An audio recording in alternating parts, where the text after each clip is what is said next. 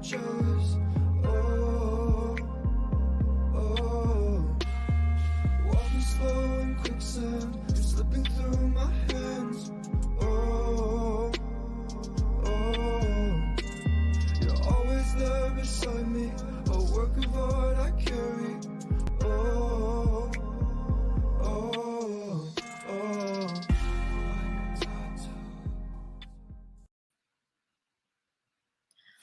Hi there, everybody. I guess we're live. Welcome to question and answer period. Super excited to be here. Why don't we just start out by having our speakers introduce yourselves? All right, ladies first. Okay, I'm Larissa Lamb. I'm the director of Far East Deep South. And I'm Baldwin Chiu, the Dwight, over to you. Yep, you guys froze for a second there. I'm Dwight Bueller. I'm the editor of Far East Deep South. And Baldwin, you froze for a minute, so if you just want to repeat your introduction, that would be great. My name is Baldwin. I'm the producer of Far East Deep South. Thanks. And I hope it's not clear to me that everybody who's going to be watching us right now has actually seen the film. So what I'd like to start out with asking you a general question. This is a film that goes deep into family history. Can you just walk us through the thought process of going from, hey, this is an interesting expedition investigation from my family, moving from that to this would make a great documentary? Yeah, I mean, it did start off that way. Actually, it started off as me and my family just wanting to do a home video. And I actually told Larissa. It was just a vacation. It wasn't even like anything official. We just had our cameras with us. They might not know. We're also married. We're married, yes. So just put it all in context. She was with me when we filmed everything because we were married. Yeah, so we were on a family vacation to go visit his grandfather and great-grandfather's gravesite in Mississippi. And we just thought we'd go find the gravesite if we could even find them. And then, go home, go visit Elvis and Graceland and call it a trip. And we did go to Graceland, by the way. You don't see that in the movie, though. But the day before we end up with all these discoveries, we were tourists. And then the next thing you know, we discover this lost history of his family and also the little known history of the Mississippi Chinese. And I personally, growing up in California, we both grew up in California, had no idea there was this rich history there about the Chinese there during segregation. And that kind of blew my mind. And that's when I was like, this is a bigger story. I mean, one, the personal revelations, but two, this greater context of American history that most people don't know. And I think it reframes maybe how we as Asian Americans view ourselves, but hopefully how other people view ourselves in our place in American history. Fantastic. I have to say, watching the documentary absolutely blew my mind. It just made me wonder about the many pockets and communities around the United States that have yet to be discovered, have yet to be revealed in this way. Baldwin, this is such an incredibly intimate film. Could you tell us a little bit, what was it like being the subject of the film? Actually, I mean, I didn't really want to be the subject of the film, really. I wanted actually it to be more historical. And I think the problem was when we got really historical, it got really heady, Larissa likes to call it heady, and we kind of lost the magic that was there because the magic that was there was really our experience and what we actually experienced. But initially I thought, let's just make it so that we can educate people. But I think when Larissa said, hey, let's get the heart feelings going in let's there. Plunge into the psychology and all the really deep-seated emotions of your family, which of course is not comfortable for an Asian American family. Right. And then the surprises. And I think eventually we wanted the audience not to just learn from what we learned, but we wanted the audience to experience what we experienced. And the only way we could do that was to let them, to be a part of the film. Fantastic. And Dwight, I have some questions coming up for you, but I just want to go with this a little bit longer. Baldwin, how did the other members of your family, Larissa, you feel about being part of this? And, you made that joke about, especially Asian American families. I was pretty stunned watching your father going through the process of this. So you could tell us a bit about your family in general, how they felt about being part of this movie, and then definitely shed some light on your father. I think he might be watching, so be careful what you say. I I think, I mean, definitely my dad is the reserved type. He doesn't really think, he's not really into getting into the public light. He likes his privacy. And when we started doing this, we really, I think that was probably our biggest struggle, was trying to see if we can get my dad to finally open up a little bit more on camera. Yeah, I think that was the challenge, because this is so personal, and you know, people who see the film, they know like it's so emotional for him, because he thought his father, you know, had left him and maybe didn't care about him all these years, and to find out there were forces greater, you know, than himself, like the Chinese Exclusion Act that separated them for all these years. And so for him, you know, I think we needed to give him some space to process all of that. And we show a little bit of that in the film because it was hard. You know, I think this was like a 4 or 5, you know, year journey that we kind of went through these discoveries after the first initial trip. And so for him, he also thinks he's nothing special. He thinks he's just an average guy. Why are people even interested in his story? And I think that's his everyman quality, is why people are interested, right? Like they don't want the celebrity because they can't relate to that. I think people just root for, because they're like, that's my dad, that's my grandpa, you know, they can relate to that. In all honesty, I've asked my mother questions like this about her journey from Japan to the United States, and she gives an exact, why would you even be interested in this? And there is, I don't know if it's that particular generation or what, this reticence about opening up and not imagining that anyone could connect to that story. So this, I don't know if all of the audience members realize this, but this started out as a short film that actually played PATH in 2015. And now we've got the feature-length version of it. So all three of you, could you tell us a little bit about moving from short film to feature-length, the questions that were involved, the choices? I mean, it seems like such a task to reimagine a film in 2 different time frames. Yeah. Yeah, And Dwight Dwight, probably I'm loves sure. that. Yeah. Dwight, you wanna take this first? What's it like to be with us for 5 years? Come on. Like, how many hours of footage did you sort through? How many hard drives did I send you? Hundreds, certainly. Yeah, I didn't tally it because that would be just too depressing. But it was a lot. It was a lot. Yeah, it was a challenge, definitely. And part of that was going for the longer thing was a process, because they were still discovering things. You know, every now and then Larissa would call me up and says, "Oh, you'll never guess what I found." And I'm like, "Oh, that's great." You know, okay, where do we put it in? You know, how are we gonna make that work? You know, so it was like this huge puzzle that we kept adding pieces to, and then we had to make a picture out of it somehow. You know, so it was a challenge. You know, and there was some big revelations that came later. For those who haven't seen it, I don't want to give anything away, but I remember definitely one time where, you know, this is years in, probably 3 years in or 4 years in, maybe even, where Larissa called me up. She was scheduled to come over and work on it one day with me, and she called me up the day before. She said, "Oh, you're never gonna guess what we found," and she told me all about it on the phone. I'm like, "Oh my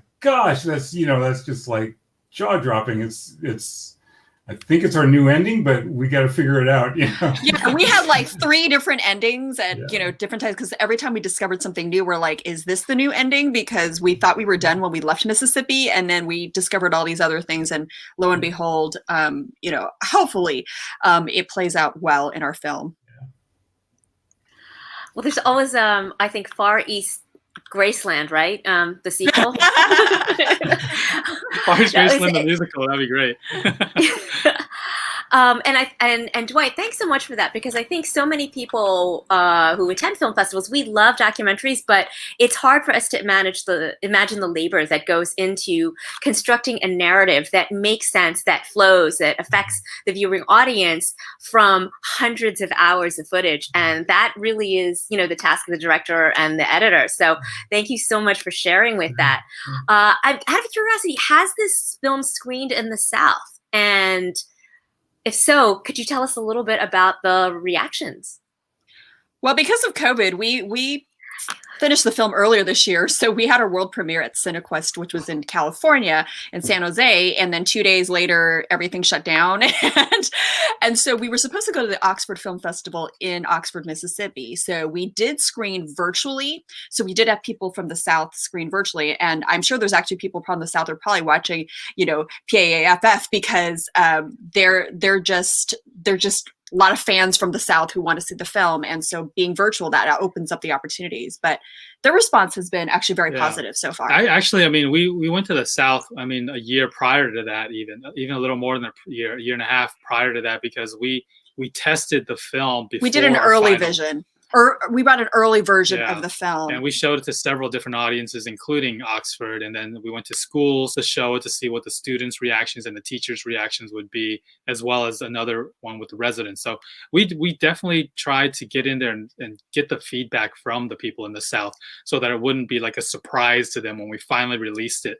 And we wanted to really get their take on it and understand, you know, what they liked, what they didn't like, and how they felt about it. Yeah, and I think the thing that was really interesting, taking the early version of the film to the South, is we went to some classrooms with predominantly Black, students in there, and a lot of them haven't even learned. I mean, this is like 4th through 8th grade, and a lot of them about segregation at that point. And so a lot of what they learned in our film was really eye-opening, but also just that was like their first exposure to any type of Asian American history. And so for them, we had to also just realize, like, we know, being on the coast, like, oh yeah, we have Asians everywhere. But for them, I mean, even though they see a few, there's still, again, this perception. Like, we used to have a scene in the beginning of our film where we're flying a kite. It's now at the end of the film, but we didn't label it as like being San Francisco. And a lot of the kids asked us, like, oh, is that in China? Because they saw an Asian family, and their default was thinking, because we're thinking like, no, that's San Francisco. But again, these kids had never been outside of Mississippi. And so, that was their default thinking. And so we made sure we put labels on like cities, and we framed a lot of our editing to address like your average child or average person who may not know this history or even be exposed to cultures outside their own. Terrific. I was just about to ask, what were some of the changes that you might have made as a response to that initial viewing and the labeling? That's fantastic. Anything else you want to share in terms of like a change that was motivated by that initial screening? Too much history, right, Dwight? Oh yeah. Kind of mentioned that earlier. Yeah, that was I think one of the biggest challenges throughout the filmmaking, throughout the whole editing process, was finding the right balance between the amount of history we were presenting and the amount of family story, and not just the amounts, but how to blend them together in an effective way, so that the audience wouldn't get bored with the history or get lost in the family story, and then so that it felt natural, and that was really just the challenge in that part of it. And I would just add, it was helpful having Dwight, who is 3rd generation German American, and obviously he has friends that are Asian American, but he didn't know a lot of this history going in, and so he kind of were our eyes too. In addition to those test screenings, where like we wanted to have this film appeal to your average person. We weren't assuming the person was like educated. I mean, Dwight's educated, so I'm not saying you're not educated, Dwight, but but educated specifically in maybe Asian American history or even culture. And so there was a lot of like insider, terms, or even like we took out like paper sons as like a concept at one point, because it opened a whole can of worms, because then we had to define it. Like there was a lot of things where Dwight kept saying like, what does ABC mean? And like, that means American born Chinese. And there used to be a line in there. It's now in the rap song that Baldwin's rapping in one of the scenes, in the background, but like it used to be said by one of, I think Baldwin or his brother. And then we didn't have a chance to define it. And so, things like that, where we wanted to try to make it accessible to everyone. Fantastic. I was wondering, I noticed that there was clearly a decision to put Black-Asian relations in the heart of this narrative. It's not just a story about one family looking for a lost history. It's also, obviously, as you keep pointing, it's not just a history. Mm-hmm. So could you tell the audience a little bit about navigating the different threads themes that are woven throughout this film. And I think it's just so timely to ask you this question about that decision to make the Black-Asian relations the heart of this. Because I watched it before, and then I was actually reflecting on it today as I was thinking about Kamala Harris, who is the result of a different Black-Asian relationship. So love to hear more about that. Yeah. Yeah, first of all, we weren't sure how we were going to get the African American community to join us on this project. You know, we didn't have them on the short film. We just knew about the history. But I thought it was really important to really get into the community and hear it from them. You know, rather because we found out that the predominant grocery stores, I mean, the Chinese grocery stores were predominantly in Black neighborhoods, and so we felt like, well, like, we'd love to hear from the neighbors to see what their take on that was. Like, did they feel antagonism to the Chinese, like that they were taking over their neighborhoods? Because I know there's that sense today of that happening in certain urban neighborhoods. But like, you know, or were they like friendly? You know, again, we didn't know what we were going to find out. And so we were very surprised to find out that they were very respectful towards each other. Because again, we forget that back then, you know, Black customers couldn't walk into a white store without going through a separate entrance in the back and be, you know, belittled and demeaned. And the Chinese were also forced to live in Black neighborhoods because they were not allowed in white neighborhoods. And so they had very similar, you know, settings as far as how they were treated, so that the Chinese treated the Black community going through the front door, giving them respect, and live, you know, peacefully in their neighborhoods. Baldwin, did you want to comment on that as well? Anything to add in terms of putting Black-Asian relations into this film? Yeah, and I think, and to what degree, to what amount? yeah, I mean, I think I really wanted to hear it from them to find out what their perspective was, especially since, I mean, I grew up with a lot of Black friends, and I always had a good relationship personally, and I wanted to hear from them about what their relationships were. And I was really actually surprised to hear the favorable, you know, comments that they made, and to hear even the stories from both. It's a little spoiler, but like I'm gonna say it anyways, because it was one of my favorite scenes in the film, was when the older Black gentleman recalled when he was a child and he would go to a theater, and by then Chinese were allowed to sit in the bottom with the white people and at a theater, but yet they chose to go upstairs to the balcony and sit with their Black friends. And I was just like, wow, that is such a strong and powerful image, which I don't think any of us really would even see or think that would happen in that era. And that was a sign of solidarity even back then, that we had no idea would have relevance, you know, today. Because, you know, we've been working on this movie for like 5 years, right? So we had no idea, you know, what the political and social conditions would be today. And yet, you know, even with the change in presidency and political climate, like, you know, unfortunately, there's still lingering, you know, I think, misperceptions of race, and you know, our film isn't going to solve race relations overnight. You know, one day, one election is not going to solve race relations and perceptions of people overnight. And so I think, you know, the important thing is to continue to spark these discussions. But hopefully, if people understand that there is a shared history between the Black and the Asian community, and from both, you know, communities, I think it's important, because we hear from a lot of Asian Americans that, like, they don't feel a connection to, like, the narrative of the Black community, but there is actually a strong crossover they just never knew about, and vice versa. Like, you know, maybe the Black community doesn't think, like, oh, the Asians don't understand us. And so we hope that we can bring our communities closer together today. And, you know, with the amount that we showed in our film, you know, even though it's not the centerpiece, but it was a crucial part of our storytelling. Dwight, I didn't realize that you were, what did Baldwin say, something like 4th generation child of German immigrants. What was it like for you to work on this film, as having, you know, in a sense, a foot in the door, as having an immigrant heritage, but at the same time, obviously not being Chinese or Black? Yeah. Well, you know, I mean, I grew up actually in the Bay Area up in California, so I had Asian friends, you know, Chinese and Japanese growing up. And so I was somewhat familiar with that. You know, it wasn't completely foreign to me, but it certainly was an opportunity to learn a lot more. And I mean, just a little background. I didn't know Baldwin or Larissa before we started the short film. I got referred to them by a mutual friend to edit, and so there was no history there. But what intrigued me about it was just the uniqueness of the story and the history of it all. And I just found it really fascinating. It felt like it felt like a story that needed to be told, but something that I could learn from too. So it just felt really interesting to me. My heritage, German all the way, and my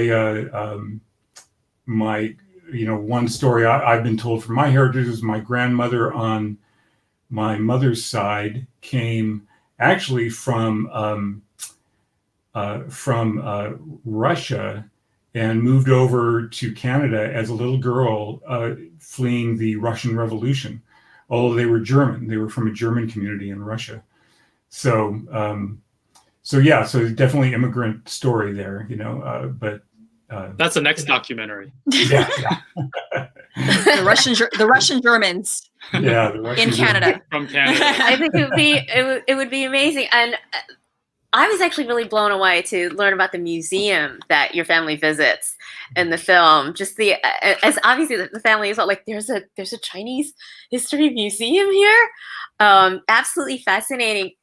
Could you tell the audience, each of you, what you hope viewers will take away from this film? It's so rich. There's so much content, different themes running throughout, and I'm guessing that while they may be similar, they're not exactly the same. And I think that's the beauty of film, is that everyone gets something a little different. So let us know what you hope the audience will take away. For me, I think American identity. I mean, the story really is about my struggle. And I think a lot of people struggle in this country who have an ethnic background that is not European. And I think a lot of us wonder, well, are we American enough? Or are we not American enough? Or what am I really? And for me, I think about my daughter. She is now 6th generation.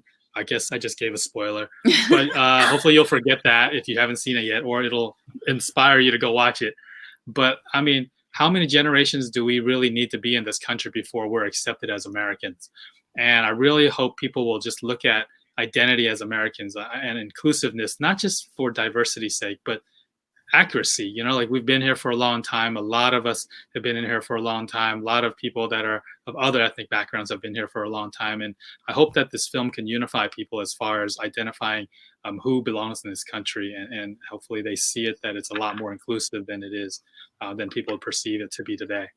Well, I hope that people, I echo what he's saying, but I also hope people will be inspired to learn more history. I know both of us were not history buffs at all before this. And even though maybe we did well in school with history, but, we just got the good grade and forgot about it. And for me, I realize that there's so much history that we haven't learned. And so one of the goals of our film is really to help make U.S. history more inclusive, because we all learn about segregation. We all learn about the American South, but nowhere in that narrative right now in our education system are the Asian experiences. And in this particular instance, with the Mississippi Delta, with the Chinese grocery stores. And so we're making that push to get our film into schools. We're making that push to change the curriculum so that is more inclusive of the Chinese experience, but also others. There were Lebanese in the Mississippi Delta. There was a Jewish community that was considered a minority group at that time. There were Mexicans that came in to farm the land, in later generations. There's such rich history beyond just black and white. And so that is one thing that we really hope people will get and inspire them to go research more. Who knows what, if somebody sees this film, is inspired to look into their family history, who knows what they might discover. Dwight, how about you? What do you hope audiences will take away from this film? Well, I agree with everything Baldwin and Larissa said, but I think one of the key lines for me, one of the most memorable lines in the movie is, now I'm blanking on his name, but the African-American gentleman says, if you don't know by now, we're all the same, then something has to be wrong with you. And that is just, that to me kind of sums up, the power of the film, and that recognizing that, we've all got a story. We've all got, a unique history. And I think that, this film brings that out and would help an audience to hopefully look deeper past the surface and just say, look, we're all the same. We're all human. We're all struggling in this world, trying to get a foothold, trying to make our way. And we've all got our own challenges and unique, ways that we're getting through life.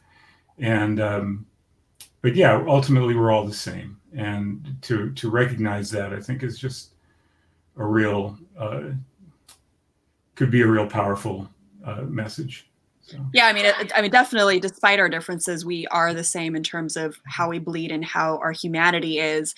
And yeah, I mean, that is another theme, is just that racism should really not exist. Discrimination should not exist. It's really inspiring to see these pockets of shared community in the past. These are such wonderful sentiments. I really do hope people go out and watch this film, which is available through November the 10th. But I'm going to ask one more question, bring this sort of full circle. Baldwin, has your father seen this film? And what was his response? Now that we've talked about what we hope other audiences will take from it, I just wanted to kind of hear if he did see it and what his response was. Yeah, my dad's seen it several times. He actually went to the world premiere and saw it live in a real theater on a big giant screen. And so that was something I think was really, really life-changing for him to be able to experience that. And he has seen it a few more times even at home. And I think, each time he gets choked up, he recalls the past, because the film really does bring back a sad and dark past. A past that, even though we now know, and we know that we found more information about my grandfather and great grandfather in Mississippi, and we learned a little bit more, it doesn't replace the fact that he still didn't have a father for his entire life, basically. And so I think when he sees the film, he does recall those moments, but he's happier because of it. Even though it's sad, it's a weird, maybe it's yin and yang, right? It's sad but happy. Well, the line in our film that encapsulates his feelings is, "I have mixed feelings." Yeah, he says right. that. Yeah, he seems to me to go on very much of an emotional journey. And at the very end, is it wrong to say that he seems like a different person? I mean, not in terms of his understanding, but even in terms of the way that he connects emotionally to everybody else. Yeah, I mean, it'll be interesting when this whole quarantine thing goes away and he's able to actually, go back out into the world and interact with people on a more regular basis, and to see how that feels. But I think, just watching him and hearing his comments now, I think he has a really better understanding and a sense of pride, but at the sense, a sense of pride, and of course him being in the military, his sense of Americanism and what his part of being American was. I think he self-identifies himself more American now than before. Yeah, definitely with his legacy. Yeah. Hi, Dad, if you're watching. Thank you so much for stopping by. So everybody who's on this, Far East, Deep South, one of our centerpiece screenings, available to stream now through the end of November the 10th. Absolutely fantastic film, full of surprises, heartwarming. Even if you don't think you like history, you will become a history buff. Thanks so much to our wonderful panelists here, Dwight, Larissa, and Baldwin. Do the three of you have anything else to say to our live audience? Yeah, if you're interested in following our journey or even learning more about our film, and we also do a lot of live streaming events and Zoom meetings to go dive deeper into some of the things in our film, please sign up for our newsletter on our website, fareastdeepsouth.com. Also, if you're interested in bringing our film into a school near you or have teachers or professors that you know, please contact us through our website, fareastdeepsouth.com. You can follow us on social media at Far East Deep South on Instagram and on Twitter, Far East Deep So, because it wasn't it was too long for Twitter. And we do answer Facebook messages, Twitter, and IG messages. So please reach out to us. We would love to hear from you and partner with you to get our film to more schools. What she Great, said. thank you. Okay, great, thanks. So find them on social media, send them messages, give them shout outs, give them some love, and get this film into your local school. Yes. It will change you. your perception of American history. It'll Thank you. change America's Thanks. perspective. Bye. Bye. Thank you, Bye, guys. everybody. You say this kill, black and brown, and when will you talk about class in this story? The rest is allegory. Come together, unionize, see it through each other's eyes. No need to fight over supplies while workers save lives. They need protection too. What we gonna do? Organize a way through. And for those behind bars, we must fight hard. Global pandemic, endemic, systemic. No equality, no quality of life.